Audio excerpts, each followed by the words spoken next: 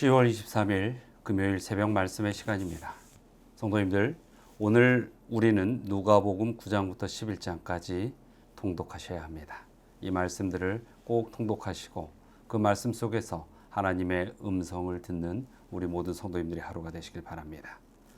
자, 오늘은 예수님의 생애 가운데에서 사마리아와 페레아에서의 봉사기간 동안에 있었던 그 말씀들 또한 예수님의 행적에 대한 첫 번째 시간을 살펴볼까 합니다.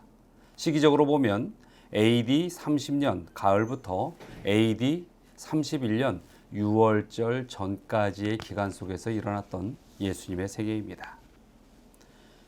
주로 이 초반부는 요한복음 7장과 8장, 9장부터 10장까지의 내용, 그리고 또 이 기간 속에서의 후반부의 내용은 누가복음 9장부터 10장까지의 말씀을 보면 그 하나님의 행적을 살펴볼 수 있습니다.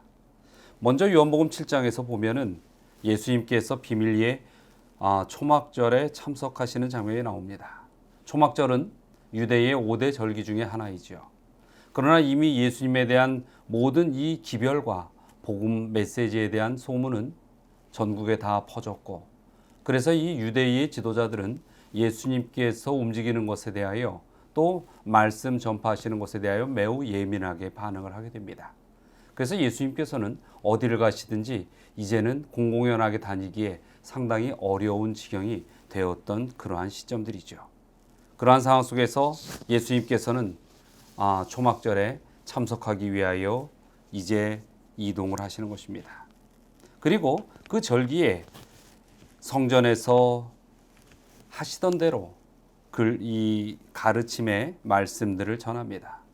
그때에 이 많은 유대인들과 또는 이 지도자들의 일부 가운데서 어떻게 예수께서는 말씀을 모르는데, 글을 모르는데도 저렇게 가리키는가라는 이 일을 제기하게 됩니다. 그때에 예수님께서 말씀하시죠. 내가 가리키는 것은 아버지 하나님의 모든 글이다라는 것을 예수님께서는 선포하십니다. 이러한 예수님께서 가르치시는 그 모든 말씀과 행동에 이 유대의 지도자 가운데 한 무리인 바리새인들은 그들의 분노를 나타내죠. 그리고 예수님을 잡으려고 합니다.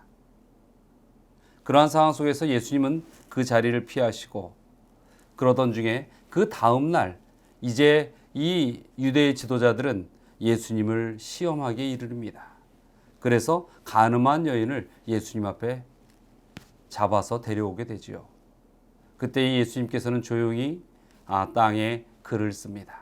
그것은 그 자리에 모였던 모든 그 하나님을 믿는다 하는 자들의 죄를 묵묵히 적으시는 것이었죠. 예수님께서는 이토록 모든 것을 아시는 그러한 전지전능의 능력으로 이 사람들의 시험들을 이겨나가시고, 또 이 땅에 어떠한 죄인들의 모습이 있을지라도 다 용서하시겠다라는 예수님의 사역의 본질을 드러내시는 것입니다. 그리고 세상의 빛 되시는 예수님의 그 모습과 사명에 대한 것을 이제 말씀하십니다. 요한복음 8장 12절부터 그 말씀들이 나오는데, 그 말씀 가운데 사람들은 정말로 예수 그리스도의 기별을 깨닫고 받아들이는 많은 사람들이 믿는 그 모습들이 나옵니다. 그리고 8장 31절부터 아브라함의 자손에 대한 논쟁이 벌어지게 됩니다. 이 말씀은 잠시 후에 다시 한번 살펴보도록 하겠습니다. 그리고 요한복음 9장에서는 나면서부터 소경된 자를 치유하시는 예수님의 이적이 나오고, 이 10장에서는 예수님께서 선한 목자라 선언하십니다. 이 예수님께서 마지막 6월절 십자가를 앞두고 얼마 전에 있었던 이러한 사건들이기 때문에 상당히 이 시기는 좀 전에도 말씀드렸지만은 예수님의 생애 속에서 위기가 초래될 수 있는 그러한 시기였습니다. 그러나 예수님께서는 더욱더 자신의 사명과 또 메시아로서 온 인류를 구원하실 예수 그리스도의 언약과 복음에 대하여 명확히 밝히는 그런 메시지를 우리에게 전해주시고, 또 그렇게 이적도 베푸시는 것을 우리는 예수님의 생애의 이 부분에서 볼 수 있게 되는 것입니다. 그리고 누가복음 9장에 보면 갈릴리를 이제 마지막으로 떠나십니다. 갈릴리를 떠나는 이유는 이제 예수님께서 예루살렘 마지막 유월절을 맞이하기 위하여 예루살렘에 들어가셔야 할 시간이 되었기 때문입니다. 그래서 예루살렘으로 가는 길에 사마리아와 페레아에서의 봉사를 하시게 되고, 또한 그 과정 속에서 이제 예수님께서는 십자가가 눈앞에 있음을 제자들이 깨닫기를 바라는 그러한 마음들을 표현하십니다. 누가복음 9장 57절부터 62절 가운데 보면은 제자들의 이 상태에 관하여 예수님께서 질문을 하십니다. 그때의 제자들은 자신들의 믿음을 드러내지만 예수님께서 진실로 하시는 말씀의 의미가 무엇인지 그들은 깨닫지 못합니다. 그러한 제자들의 모습을 보면서 예수님께서는 꽤 안타까워하시죠. 그리고 누가복음 10장에서 70인을 파송하십니다. 그 당시에 이 예수 그리스도의 복음을 전해야 하는 많은 사람들이 필요로 했습니다. 그런데 십자가 이전에 예수님께서 이렇게 70인을 파송했던 이 모습은 분명 십자가 이후에 예수 그리스도의 복음이 어떻게 전해져야 한다는 것을 미리 보여주신 아주 좋은 교육의 예라고 할 수 있는 것입니다.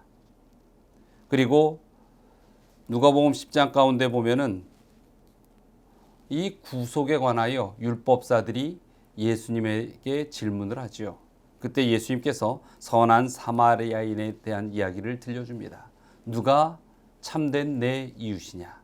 이 질문은 오늘날 믿음 안에 사는 우리에게도 던져지는 질문이지요. 정말로 우리가 겉으로 보여지는 이웃, 또 행세만 하는 이웃이 아니라 진실로 하나님께서 말씀해 주신 그런 이 세상의 생명과 같은 이웃의 존재로 살아가야 할 이유를 분명히 알 수 있는 것입니다. 그리고 이 누가복음 10장 후반부에 38절부터 보면은 예수님께서 마리아와 마르다의 집에 방문하여 일어난 사건에 대하여 기록하고 있습니다.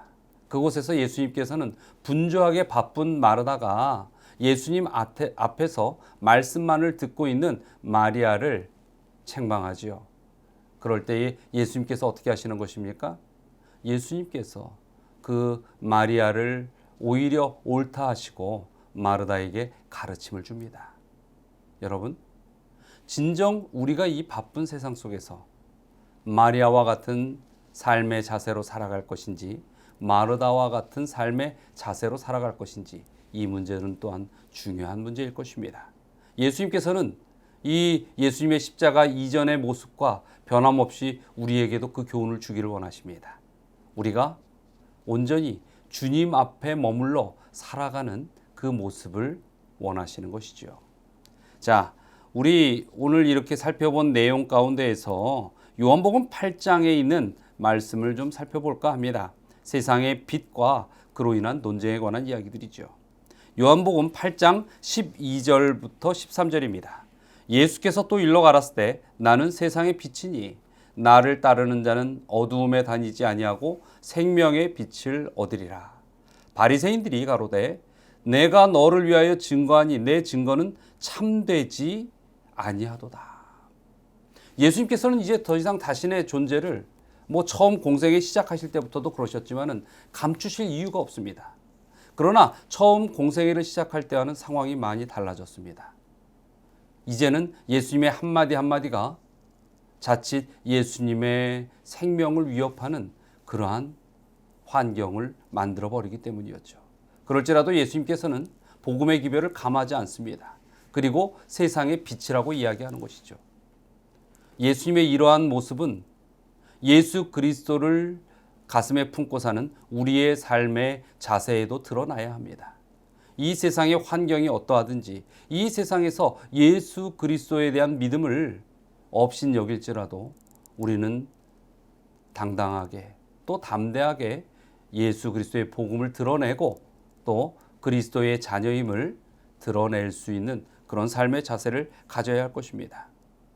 이러한 바리새인들의 논쟁은 예수님께서 이 자신이 빛이고 또 진리가 자유케 하리라는 이런 기별들에 대하여 받아들일 수가 없었습니다.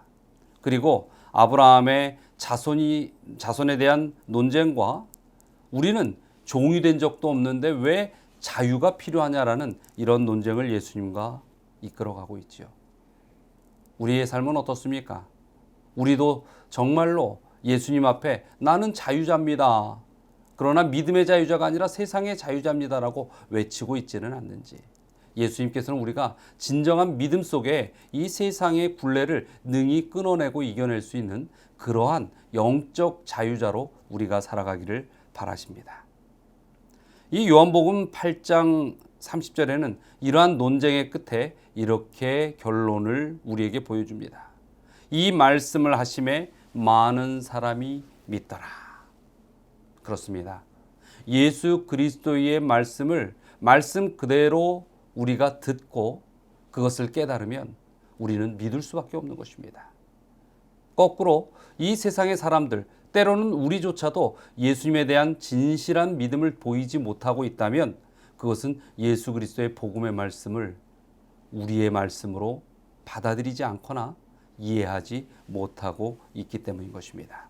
사랑하는 우리 서울중앙 가족 여러분, 하나님의 이 생명의 사랑의 기별들이 예수 그리스도의 십자가가 바로 나에게 지금 필요한 나를 위한 언약이라는 것을 믿고 이해하고 따르며 그래서 믿음으로 승리하는 우리 성도님들이 되시기를 이 아침에 간절히 바랍니다.